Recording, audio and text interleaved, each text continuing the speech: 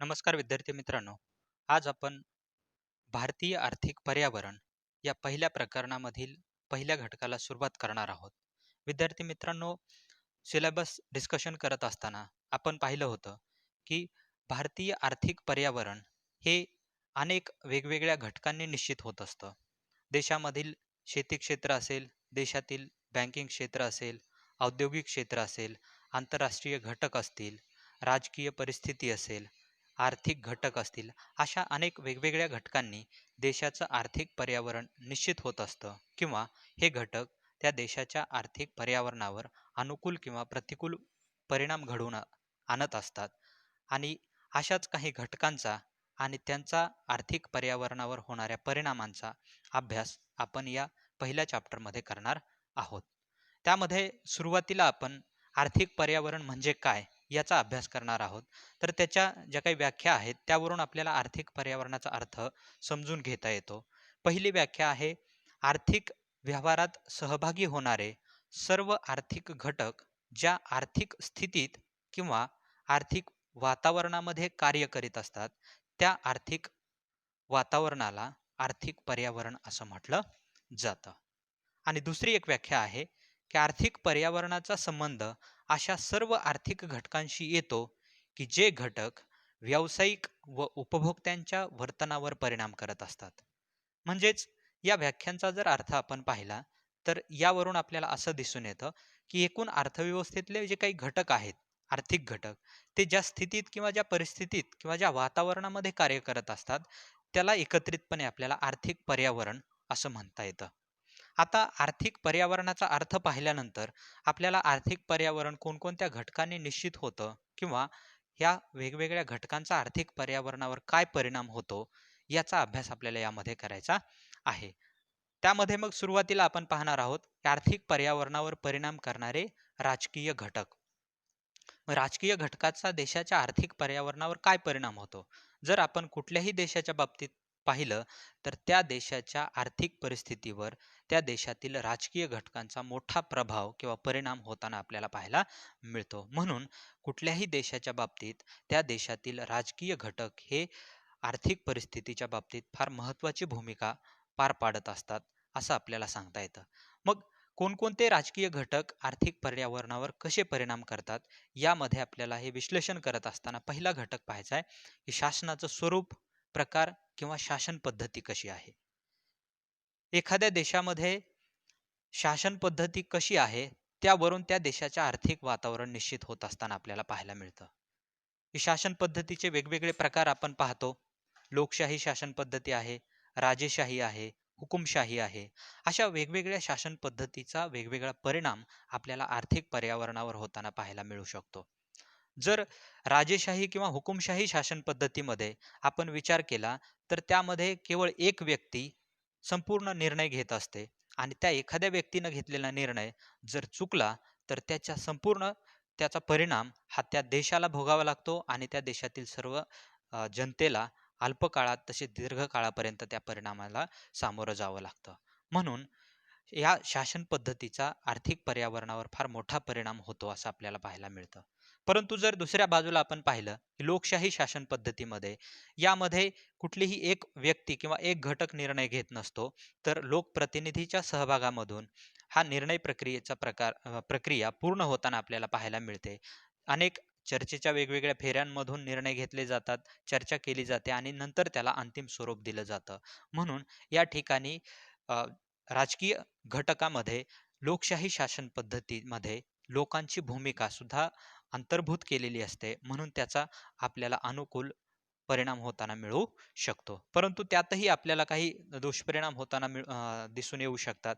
जर सरकार बहुमतातलं असेल आणि विरोधी पक्षांना जर सहमता न घेता जर निर्णय घेत असेल, तर त्याचेही दुष्परिणाम आपल्याला अर्थव्यवस्थेवर होताना पाहायला मिळू शकतात. म्हणून शासन पद्धतीचा देशाच्या आर्थिक परिस्थितीवर किंवा वातावरणावर मोठा परिणाम होऊ शकतो किंवा त्यावरून आर्थिक पर्यावरण हे निश्चित होऊ शकतं असं आपल्याला सांगता येतं. त्यानंतर राजकीय स्थैर्य. की देशामध्ये जर राजकीय स्थैर्य असेल, तर आपोआपच आर्थिक स्थैर्य निर्माण होऊ शकतं. परंतु जर थोड्या-थोड्या काळामध्ये जर सरकार बदलणारं असेल अल्पमतातलं सरकार असेल, तर ते सरकारच अस्थिर असतं आणि त्या अस्थिर सरकारामुळं देशातील आर्थिक वातावरण किंवा आर्थिक स्थितीसुद्धा आपल्याला अस्थिर झाल्याचं पाहायला मिळू शकतं आणि आर्थिक अस्थिरता असेल, तर आर्थिक विकासाची प्रक्रियेमध्ये अनेक अडथळे आपल्याला येताना दिसू शकतात. म्हणून राजकीय स्थैर्य हा आर्थिक पर्यावरणावर परिणाम घडवून आणणारा एक फार महत्त्वाचा घटक असल्याचं आपल्याला पाहायला मिळतं. त्यानंतर सत्ताधारी पक्षाचा जाहीरनामा, की आपण पाहतो की निवडणुकीच्या काळामध्ये अनेक वेगवेगळे पक्ष आपला वचननामा किंवा जाहीरनामा प्रसिद्ध करत असतात. त्यामध्ये अनेक वेगवेगळ्या प्रकारची वचनं किंवा संभाव्य त्यांची कार्य मांडलेली असतात. बरेच वेगवेगळ्या पक्षाची लोक किंवा नेते हे अवास्तव आश्वासनं देतात, की जे देशाच्या आर्थिक कुवतीच्या बाहेर असतील, अशा देखील योजनांची आमिष लोकांना दाखवतात. मात्र प्रत्यक्षात सत्तेवर आल्यानंतर देशाची आर्थिक स्थिती त्या योजना पूर्ण करण्याची नसते आणि म्हणून लोकांचा अपेक्षाभंग देखील आपल्याला त्या ठिकाणी होताना पाहायला मिळू शकतो. परंतु जर सरकार योग्य प्रकारची धोरणं आखत असेल आणि तशा पद्धतीचे जाहीरनामा प्रसिद्ध करत असेल आणि ती वचन जर निभावत असेल, तर अशा सरकारच्या काळामध्ये लोकांचा सरकारवरचा विश्वास कायम राहतो आणि त्यातून आर्थिक विकासामध्ये लोकसहभाग सुद्धा वाढत जाऊन देशाचा आर्थिक विकास होत राहतो, असं आपल्याला पाहायला मिळू शकतं.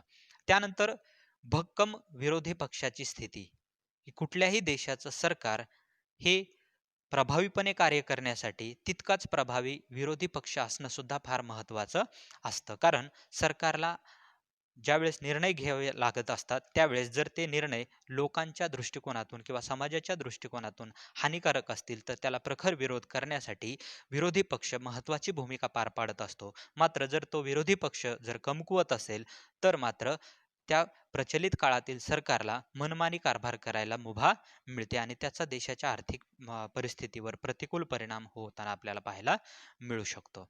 त्यानंतर शासन आणि नोकरशहा किंवा शासकीय अधिकारी यांच्यातील संबंध कसे असतात यावर देखील देशाचं आर्थिक पर्यावरण अवलंबून असतं. बऱ्याच वेळेस आपण पाहतो की जे काही वेगवेगळ्या पक्षाचे नेते असतील किंवा मंत्री असतील, त्यांचं आणि शासकीय अधिकाऱ्यांमध्ये बऱ्याच वेळेस जर त्यांच्यात समायोजन होत असेल, तर भ्रष्टाचारालाही वाव मिळतो किंवा विकासही होऊ शकतो आणि बहुतांश वेळा आपल्याला असंही पाहायला मिळतं की वेगवेगळ्या खात्याचे मंत्री वेगळे निर्णय घेतात, मात्र त्या निर्णयाला शासकीय अधिकाऱ्यांकडून तेवढा प्रतिसाद मिळत नाही. म्हणून शासन आणि नोकरशहा यांच्यातले संबंध जर चांगले असतील, तर सरकारच्या योजना या प्रभावीपणे लोकांपर्यंत पोहोचू शकतात आणि जर शासन आणि नोकरशहा यांच्यात जर विसंवाद असतील, तर मात्र या सरकारी योजनांची अंमलबजावणी तितकी प्रभावीपणे होऊ शकत नाही. बहुतांश वेळा आपण असंही पाहतो, की जे मंत्री असतील किंवा वेगवेगळ्या खात्याचे जे काही अधिकारी असतील, यांच्यामध्ये आपल्याला काही मंत्र्यांनी काही अधिकाऱ्यांना राजाश्रय दिल्याचे देखील आपल्याला उदाहरणं पाहायला मिळतात आणि त्याचा परिणाम म्हणून मग योग्य अशी धोरणं लोकांपर्यंत पोहोचत नाहीत किंवा भ्रष्टाचारालाही त्यामधून मोठ्या प्रमाणात वाव मिळतो आणि त्यातून एकूणच आर्थिक पर्यावरण दूषित होत असल्याचं आपल्याला दिसून येतं. त्यानंतर आर्थिक पर्यावरणावर परिणाम करणाऱ्या इतर राजकीय घटकामध्ये आपल्याला सरकारची जनतेप्रती असलेली आस्था कशी आहे, हा देखील महत्त्वाचा मुद्दा आपल्याला पाहावा लागतो. जर सरकार लोककल्याणकारी असेल, लोकांच्या प्रती आस्था असलेलं असेल, तर सरकार लोकांना केंद्रबिंदू मानून अनेक विकासाच्या योजना आखल्या जातील आणि त्या राबवल्या जातील आणि त्यातून एकूणच देशातील सामाजिक आर्थिक कल्याण साधलं जाऊ शकतं. त्यानंतर देशातील करांची रचना, की सरकारला अर्थव्यवस्थेमध्ये वेगवेगळ्या क्षेत्रावर खर्च करण्यासाठी मोठ्या प्रमाणात उत्पन्न आवश्यक असतं आणि हे उत्पन्न मिळवण्यासाठी सरकार अनेक वेगवेगळ्या प्रकारचे कर आणि इतर मार्गांनी हा महसूल गोळा करत असतं. मात्र हा कर गोळा करत असताना सरकारची कर रचना ही देशातील गरीब आणि श्रीमंत यांच्यातील अंतर कमी करणारी असली पाहिजे. याचाच अर्थ श्रीमंतांवर जास्त जरी कर आकारला तरी तो त्यांच्यावर इतकाही जास्त आकारला जाऊ नये की तो त्यांच्यावर अन्यायकारक असेल किंवा उत्पन्न मिळवण्याच्या प्रेरणा लोकांच्या कमी होतील.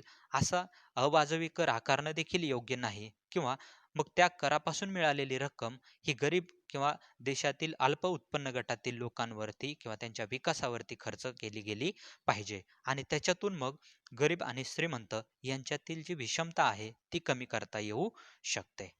त्यानंतर देशातील कायदा व सुव्यवस्था यांची अंमलबजावणी. की आर्थिक विकास हा फक्त धोरण आखून साध्य करता येत नाही, तर आर्थिक विकासाला अनेक वेगवेगळ्या घटकांमध्ये आपल्याला स्थिरता असणं आवश्यक असतं. आर्थिक स्थिरता असणं आवश्यक आहे, राजकीय स्थिरता असणं आवश्यक आहे आणि देशामध्ये कायदा आणि सुव्यवस्था ही देखील असणं तितकंच महत्त्वाचं आहे. कारण जर देशात कायदा आणि सुव्यवस्था नसेल, तर अनागोंदी निर्माण होते आणि त्यातून सरकारवरचा लोकांचा विश्वास कमी होतो, अस्थिरता येतात आणि म्हणून आर्थिक विकासाला खीळ बसते, असं आपल्याला त्यातून दिसून येऊ शकतं. म्हणून सरकारच्या प्राथमिक कार्यांमध्ये अंतर्गत शांतता आणि सुव्यवस्था किंवा कायदा निर्माण करणं हे फार महत्त्वाचं कार्य असल्याचं आपल्याला पाहायला मिळतं. आणि त्याचाही फार मोठा परिणाम आर्थिक पर्यावरणावरती होत असतो. त्यानंतर सरकार करत असलेला कार्यात्मक खर्च. हे आपण पाहतो की सरकार ज्यावेळेस अर्थसंकल्प मांडतं, सरकार देशातल्या सर्व क्षेत्रांवरती वेगवेगळ्या मार्गानं, वेगवेगळ्या योजनांच्या माध्यमातून खर्च निश्चित करत असतं आणि ते धोरण पुढील वर्षामध्ये अंमलात आणण्यासाठी सरकार प्रयत्न करत असतं. आणि हा कार्यात्मक खर्च करत असताना सरकारनं जर लोककल्याणाची भूमिका घेतली, तर त्यातून आर्थिक विकास होत असतो. मात्र जर सरकारनं हा कार्यात्मक खर्च करत असताना जर नियोजनबद्ध केला नाही, तर त्याचा मात्र प्रतिकूल परिणाम त्या देशाच्या आर्थिक पर्यावरणावरती होऊ शकतो.